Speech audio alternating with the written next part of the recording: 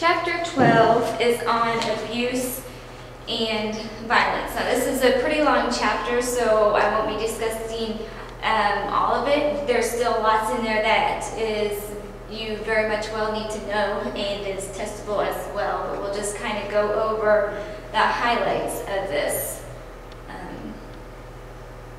chapter. So intimate partner violence. This is the abuse of a person within the context of an emotionally intimate relationship. So basically between boyfriend, girlfriends, husband, wives. The abuse can be emotional, physical, sexual, or often it's a combination of all or two of them. So within the intimate partner violence, we see a cycle of abuse which has been broken down into 3 stages. And those stages are tension building, acute battering, and honeymoon.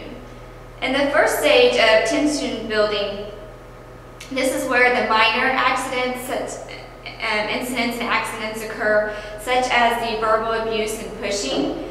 Here is the person who is being abused often does not state to the abuser that this behavior they are demonstrating is unacceptable. And the person who is the abuser, the person who becomes abused minimizes the importance and often blames themselves for it. So what I'm trying to say here is, let's just say a husband comes home, he gets mad and he pushes his wife down because dinner wasn't ready whenever he got home. Here, the wife would think that it was her fault because if she would have had dinner done, she wouldn't have upset him and he wouldn't have pushed her down. The second stage is the acute battering stage, and this is where the perpetrator or the person who's performing the physical abuse physically harms the other person or the victim. The victim will often try to cover up injuries, or they may seek help as well. It just kind of depends on the situation, how bad was it, how many times has this happened, just kind of some life history as well. So it just kind of depends on individuals when they actually seek help or if they do seek help. The third stage is the honeymoon stage, and this is where the perpetrator tells the victim that they're sorry, they didn't mean to hit him. They'll apologize. They'll often buy the other person gifts to let them know that they're sorry. They'll tell the victim that they'll never do it again. At that time, the victim believes them, and they will often drop charges, criminal charges against the perpetrator if they have filed any during this honeymoon stage. However, the honeymoon stage does not last, and the cycle just continues over and over. And the more times the cycle occurs, the less time between the honeymoon stage and the tension building stage there is as well.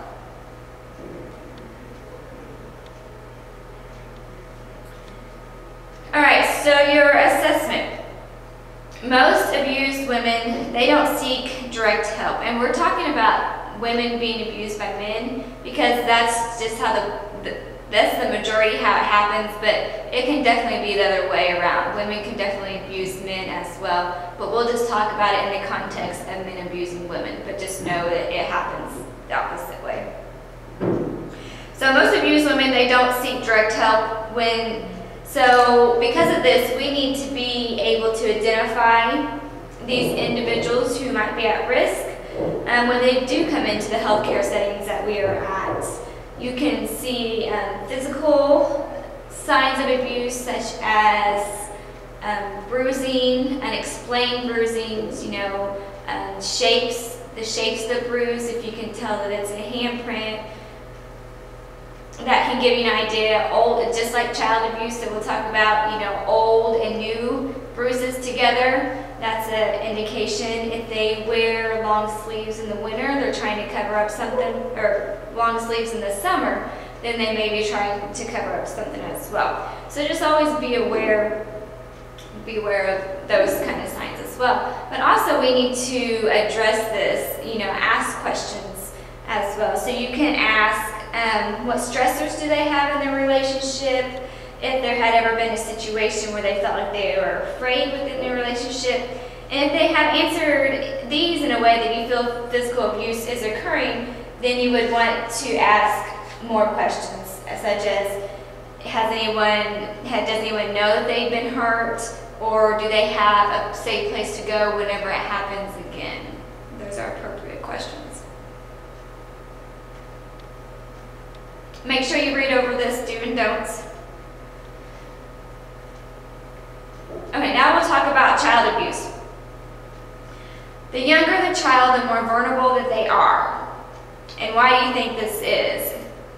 It's because they're young, they don't know that it's abnormal, and they don't know how to express that it's occurring as well.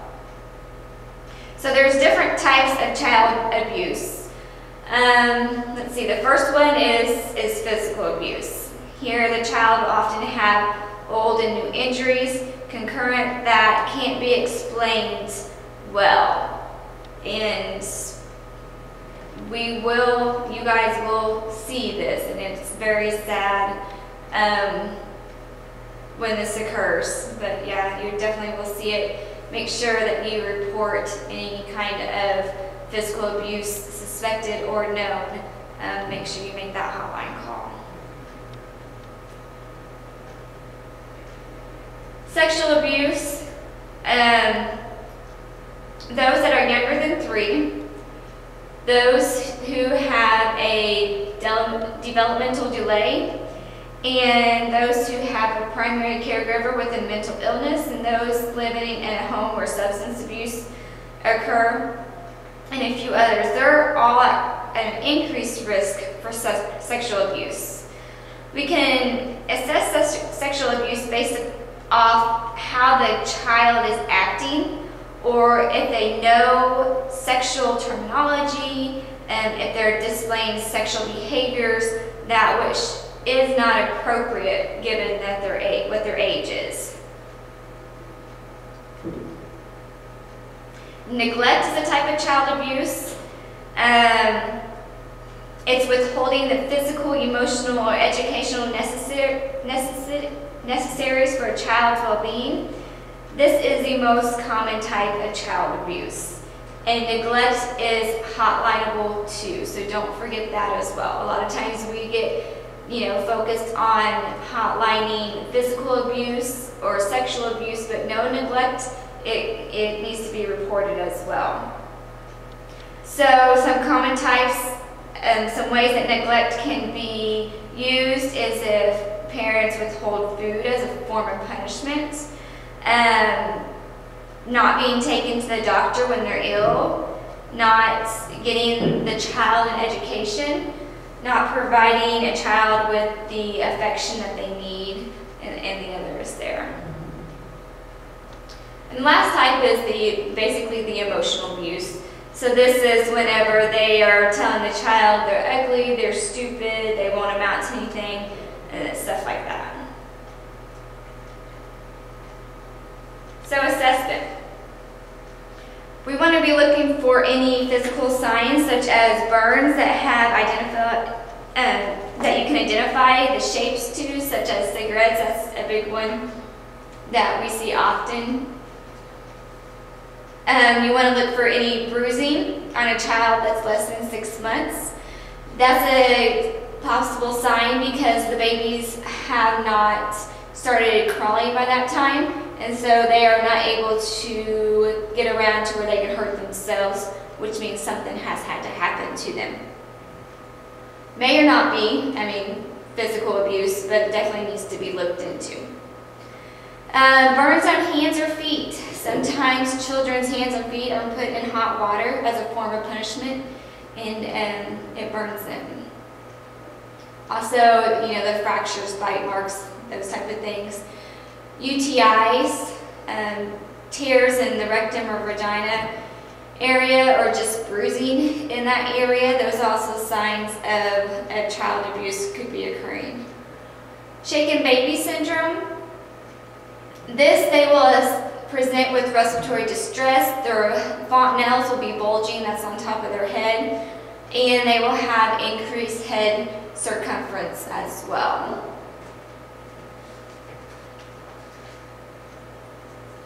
So basically, like I've already said, you are a mandated reporter while at work and also in your personal life, so remember that. You do not need to have proof to report anything, you just have to have a suspicion. Elder abuse, it's something that you need to read over because it definitely happens and we need to be aware of this. But make sure that you do read over and understand elder abuse. All right, sexual assault. It's a highly underreported crime, and most of the victims are adolescents and young women. If you work in the ER, you will probably experience this. So what do you do when you have a victim that comes in after they've been raped? Make sure you read all of this. There's lots of information. We're just going to go to our interventions, but the other stuff are just as important. Okay, so first we need to provide the emotional support for that patient. And while we're providing that emotional support, we need to also be preserving the possible evidence that we need to gather. So we don't want the women to be taking showers. We don't want them to brush their teeth or change any clothing. If there was oral sex involved, then we don't want the woman to drink or eat anything until after the examination. You'll want to assess the physical status, just don't get intrusive, but just the overall physical status that you can appear at that time before the physician comes in. You just want to note that. And encourage her to talk and express feelings about what has happened.